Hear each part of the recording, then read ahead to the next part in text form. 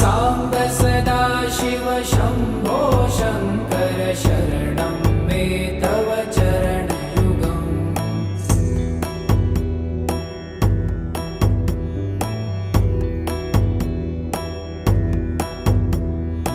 उमया दिव्यसुमङ्गलविग्रहया लिङ्गितवामाङ्गविभो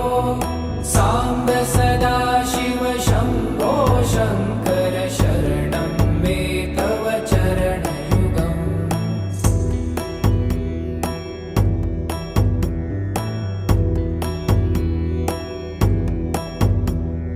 पुरीकुरु मामज्ञम्